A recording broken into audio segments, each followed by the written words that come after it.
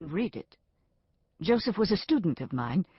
I've told him of thy merit as a teacher, and made no mention of the other. Thank you. Go on teaching.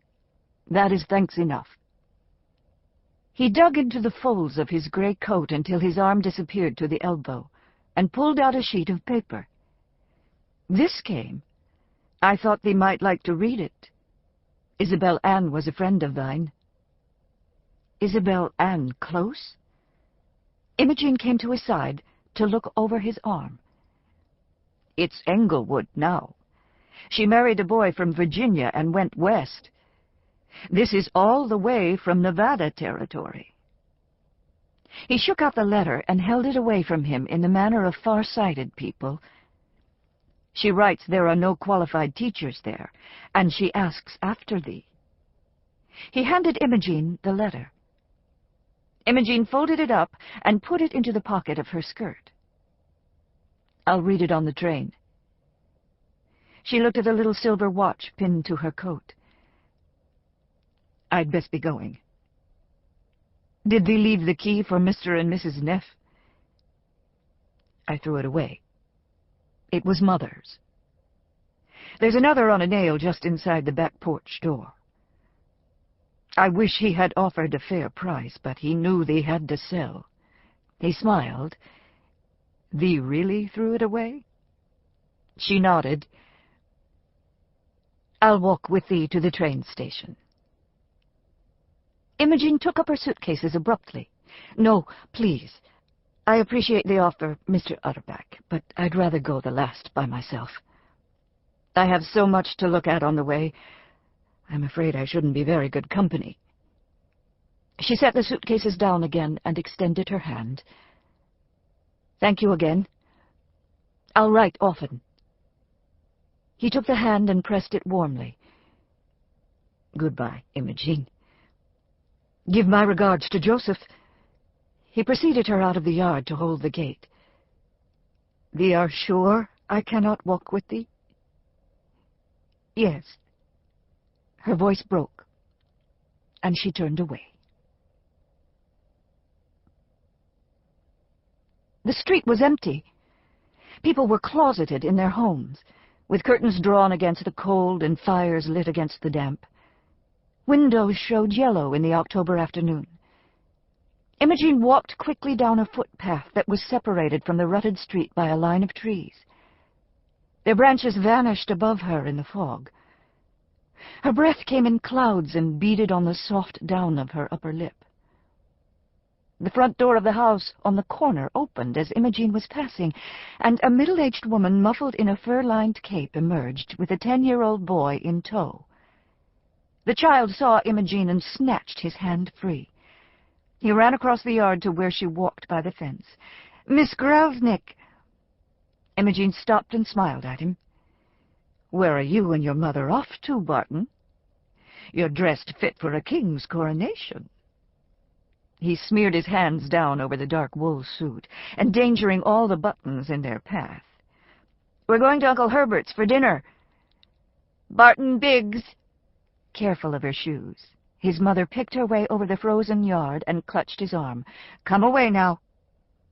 She never gave Imogene a glance. Ma, Miss Grelznik asked... Never mind. She pulled at him until he let go of the fence and clumped along after her. He resisted, crying, "Bye," over his shoulder, until she slapped his face. Imogene watched them walk away. Her cheeks, already stunned pink by the cold, deepened to scarlet, and her hands shook when she picked up her bags. "Goodbye, Barton," she called to his retreating form. "Take care." Mother and son turned out of sight around the corner, and Imogene went on. A door slammed shut somewhere, and she walked faster, keeping her eyes front.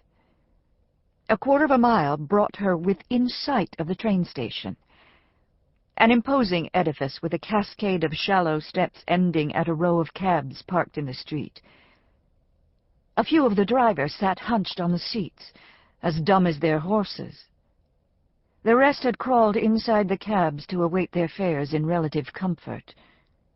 Imogene set her bags on the ground and rubbed her hands together. Her cotton gloves were the black of fall fashion, but too thin for warmth. Several young men loitered at the top of the stairs.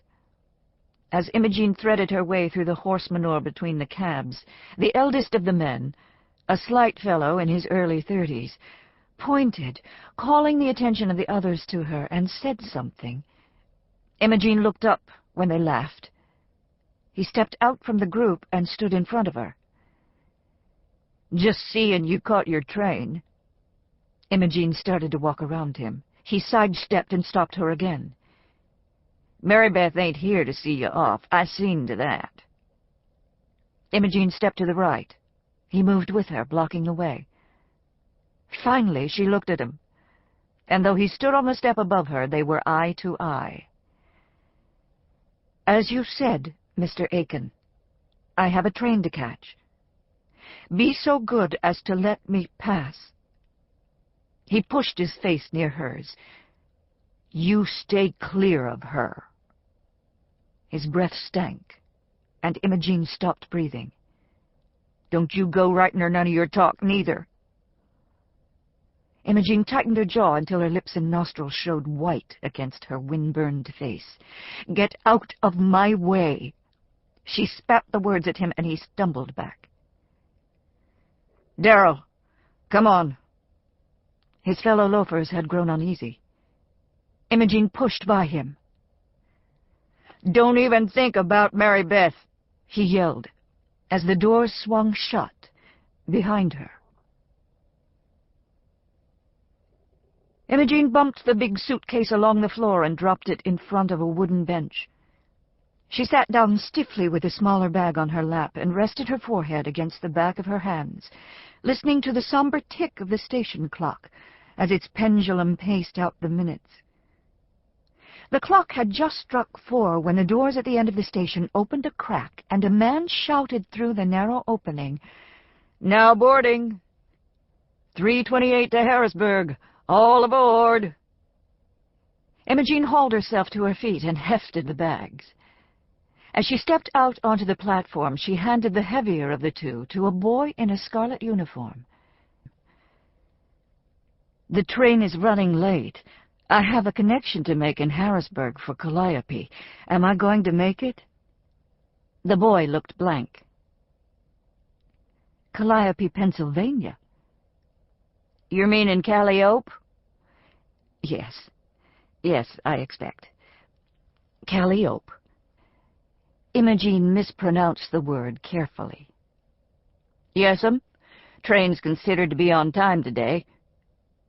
He thrust out his lower lip and nodded smartly, as if it were his doing. She pressed a nickel into his hand and climbed the steps into the car. The floor was slippery with tobacco juice, and the air thick with the stink of the rancid animal fat used to grease the axles. Imogene pulled her skirts as high as she dared and trod carefully down the narrow aisle. At the far end, an iron stove roared. Its door was red-hot, and fire flickered behind the grill in its round belly. She settled herself into one of the hard wooden seats near a window in the middle of the car, far enough from the stove to be comfortable, but near enough to keep warm, and set her duffel bag next to her to discourage company. The peanut butcher, a grimy boy of indeterminate age and race, waded down the aisle hawking his wares. He tossed an apple and a dog-eared novel into her lap. The man across from her was already reading, so the boy expertly lobbed a pouch of tobacco between the newspaper and his chest. Imogene set the book and the apple on the edge of the seat, where the boy could get them on his return trip, and turned her face to the window. She leaned her head on the cold glass and put her hands over her ears. When the train lurched forward, Imogene opened her eyes and wiped a space clear on the pane with her handkerchief. A light rain had started to fall, mixing with the cinders that poured from the engine's stack. The fog had lifted, drawn up into the storm. Her breath